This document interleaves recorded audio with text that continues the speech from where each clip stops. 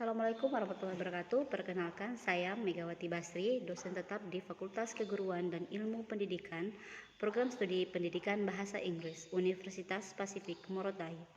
Saat ini saya mengajar mata kuliah Literary Reading dengan bobot SKS sebanyak 2, dan di mata kuliah ini didesain untuk bisa mengetahui berbagai macam jenis teks dalam teks berbahasa Inggris, dan juga mahasiswa mampu mengetahui berbagai macam strategi dalam membaca teks reading untuk mengetahui berbagai macam informasi di dalam teks tersebut. Di dalam mata kuliah Literary Reading ini, saya akan memberikan berbagai macam jenis teks. Di pertemuan pertama, saya akan memberikan Introduction to the Syllabus dan juga Introduction to Literary Reading. Di pertemuan kedua, menjelaskan tentang anecdote text. Kemudian di pertemuan selanjutnya, saya akan membahas tentang spoof. Kemudian saya akan membahas tentang analytical exposition. Kemudian selanjutnya saya akan membahas tentang topik hortatory exposition, news item text. Kemudian saya akan juga menjelaskan tentang the current issues yang sedang viral sekarang. Kemudian saya akan membahas tentang reading speech. Kemudian saya akan membahas tentang report text, argumentative text, kemudian ada recount text, dan yang terakhir saya akan menjelaskan tentang how to implement skimming, scanning, and making inference. Dan untuk pertemuan terakhir saya akan menjelaskan how to implement the organization and the development of text in literary reading.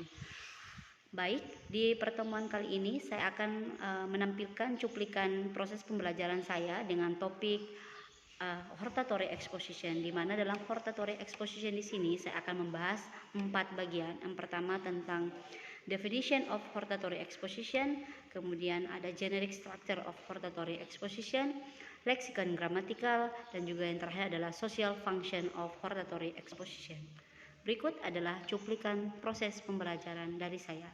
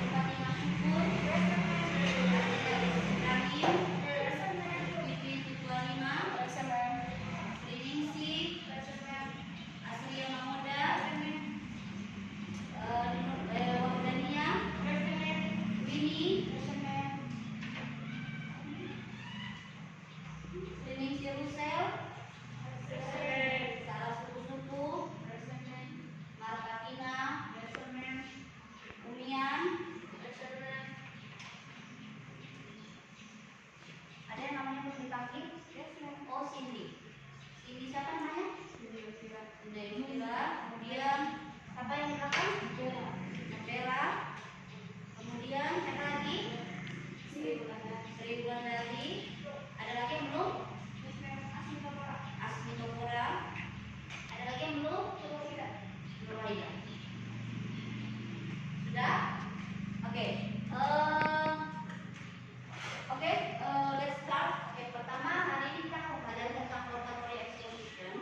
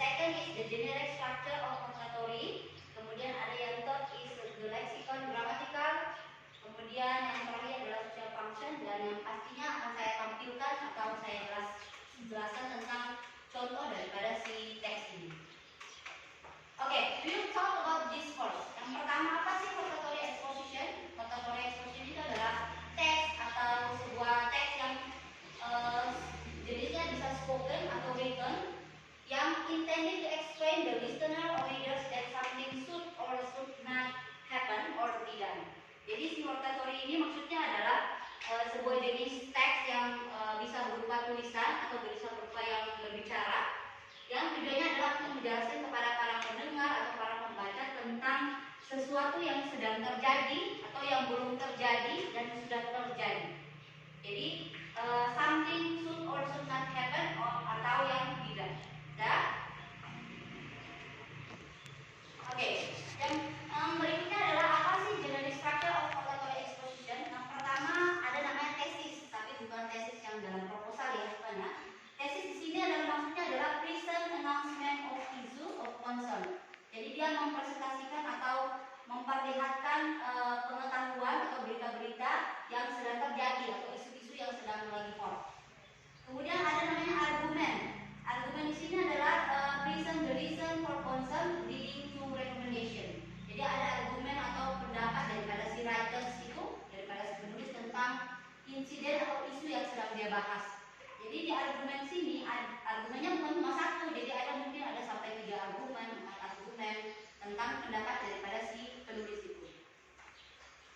Kemudian yang terakhir ada namanya recommendation. Recommendation itu sama kayak solution. Jadi setelah argumen tadi dipaparkan, nanti ada solusi atau rekomendasi apa yang dijabarkan oleh si penulis sehingga kita sebagai para pembaca atau para pendengar bisa untuk menyelesaikan yang tadi sudah dibahas oleh si penulis tadi. Oke. Next slide is talking about the lexical grammatical of hortatory exposition. Jadi kalau kita bilangnya lexical grammatical sama ya kayak pertemuan-pertemuan sebelumnya yang kita bahas tentang anekdot, kemudian tentang scoop. Bahwa lexical grammatical itu bahas tentang kita pakai apa saja sih di dalam sebuah teks dalam hortatory exposition. Jadi ketika kalian membaca atau mau menulis tentang teks hortatory, apa saja yang kalian bakal pakai di dalam, contohnya grammar apa yang mau dipakai, kemudian fokusnya kemana saja, ini akan kalian gunakan ketika kalian ingin menulis teks yang hortatory exposition.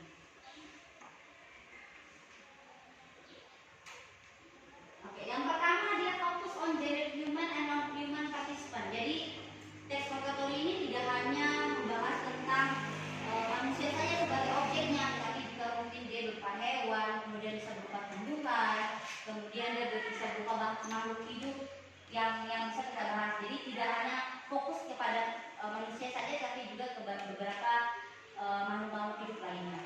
Kemudian di hortatory juga kita biasa menggunakan simple present tense. Jadi kalau simple present tense adalah tenses yang apa? Ada yang tahu apa itu simple present tense? Tenses yang sedang berlangsung. Jadi kita gunakan simple present tense sebagai tenses yang akan kalian tulis si hortatory ataupun kalian ketika kalian baca teks ini kalian tahu bahwa tense yang digunakan adalah simple present tense. Kemudian contohnya apa sih kalau kita gunakan simple present tense? Yang pertama kita pakai I think. Kalau simple present tense pakai think kan. Tapi kalau sudah simple past jadinya apa kalau think? Jadinya thought. Jadi simple past. Jadi kalau simple presentnya atau verb satunya adalah think, tapi simple pastnya jadi thought. Kemudian adanya worry atau khawatir. Kemudian ada wonder dan juga ada contoh-contoh lain yang bisa kalian lihat atau kalian tahu sendiri bahwa kalau dalam simple present tense verb apa saja yang digunakan. Yang terakhir adalah kita gunakan conjunction atau kata penghubung. Nah, di penghubung di sini ada contohnya, bisa juga kalian pakai kata firstly, kemudian second, kemudian bisa pakai thus, kemudian ada furthermore atau meanwhile. Jadi kata conjunction itu adalah kata penghubung. Jadi setiap kalimat itu pasti ada kata penghubungnya. Jadi misalnya kalian mau jelaskan pertama-tama kita buat ini dulu, berarti firstly, kemudian selanjutnya kalian bisa pakai kata next atau meanwhile. Jadi kalian bisa gunakan conjunction sebagai pelengkap daripada si kalimat tadi. Jadi ketika kalian membuat teks hortatory, kalian harus menggunakan conjunction dalam melengkapi kalimat tersebut. Sampai sini paham? Atau penjelasan saya terlalu too fast? Ya, tidak kan? Pas? Oke, apa sih social function daripada si hortatory ini? Fungsi sosialnya adalah dia untuk persuade the readers or listeners. Jadi dia pengen memberitahu kepada para pembaca atau para pendengar bahwa ada sesuatu yang sedang terjadi nih, atau ada sesuatu yang telah terjadi. Kemudian untuk memperkuat penjelasan dia, penulis di sini adalah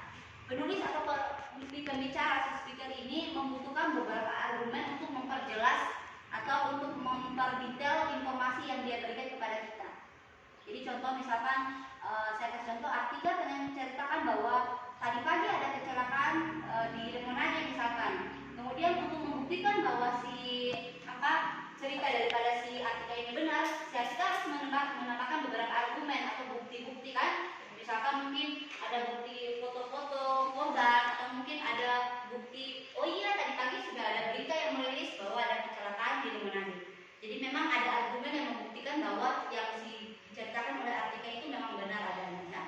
Jadi kalau di Hortatory ini memang kisahnya adalah kisah yang nyata, bukan kisah yang non fiction ya. Jadi yang non fiction bukan fiction. Kemudian nah ini adalah contoh daripada teks Hortatory. Tapi sebelum saya membahas teks Hortatory, sampai sini ada pertanyaan atau tidak? Ya, apa itu? Apa bedanya Hortatory exposition dan analytical exposition? Oke, what's your name? Artika ma'am. Oke, Artika sangat beda ya kalau analytical exposition sama hortatory exposition itu beda. Tujuannya kalau analytical, dia si penulis itu menggabungkan beberapa pendapatnya atau beberapa idenya tentang apa yang sedang terjadi di sekitar dia. Beda sama hortatory. Kalau hortatory tujuannya apa tadi yang pertama saya bilang? Hortatory tujuannya apa? Kita flashback ya. Tujuannya dalam hortatory apa? To persuade the readers or listener that something should or should not be the case. Jadi dia pengen kasih tahu nih ke si para pembaca atau si para pendengar bahwa ini nih ada sesuatu yang sedang terjadi nih, atau ini yang lagi viral. Beda kan sama analytical toh? Kalau analytical itu tujuannya adalah dia menggabungkan beberapa ide. Jadi kayak idenya si penulis, dia membuat suatu cerita. Jadi kalau analytical itu dia tidak berdasarkan fakta, bisa jadi karangan indahnya saja. Tapi kalau hortatory ini sudah berdasarkan fakta. Jadi kalau dia membuat cerita atau teks, memang benar-benar sudah pernah terjadi atau memang sedang terjadi. Sudah? Sampai sini paham Artika? Do you understand what I say? Oke, kita bisa pindah ya di contoh ini ya. Oke, ini adalah contoh daripada teks hortatory exposition, yaitu contoh judulnya tentang why people should exercise. Jadi kenapa sih kita sebagai manusia, sebagai orang-orang harus butuh latihan atau olahraga? Ini nyata ya, ini pentingnya berolahraga tuh ada. Kemudian tesisnya tadi saya bilang, saya skip balik.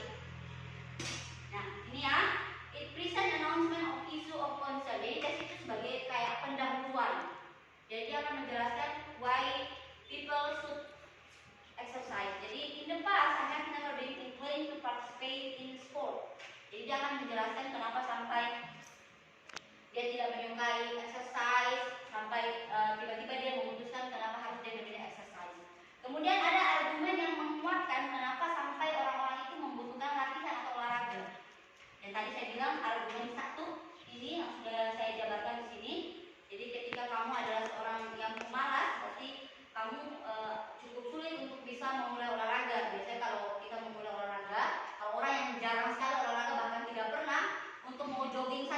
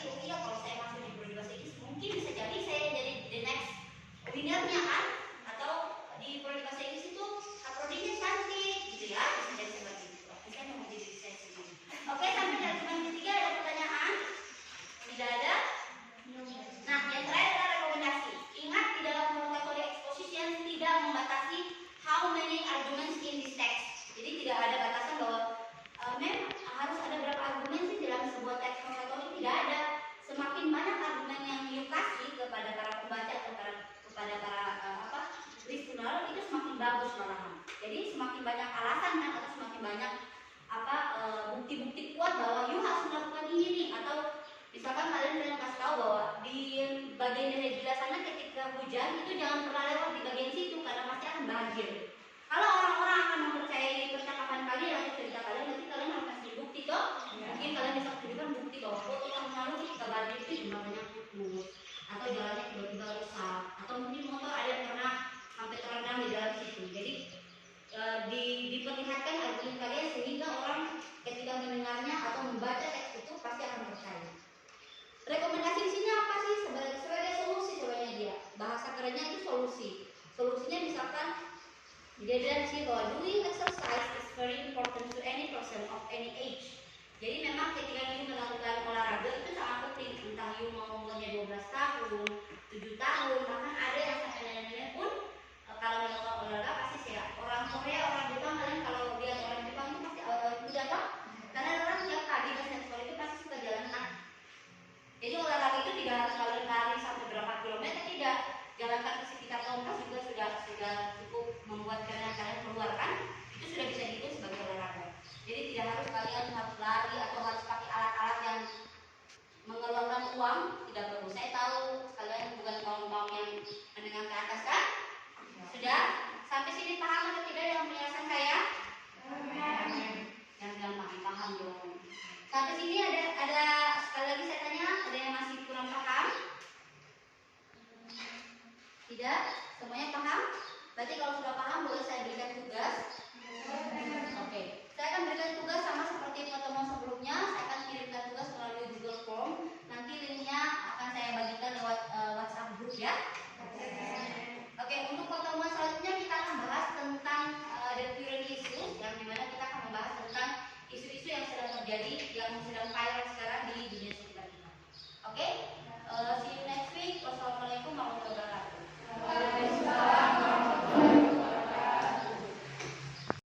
Terima kasih telah menonton video pembelajaran dari saya. Semoga video ini dapat bermanfaat bagi kalian semua. Wassalamualaikum warahmatullahi wabarakatuh and good morning.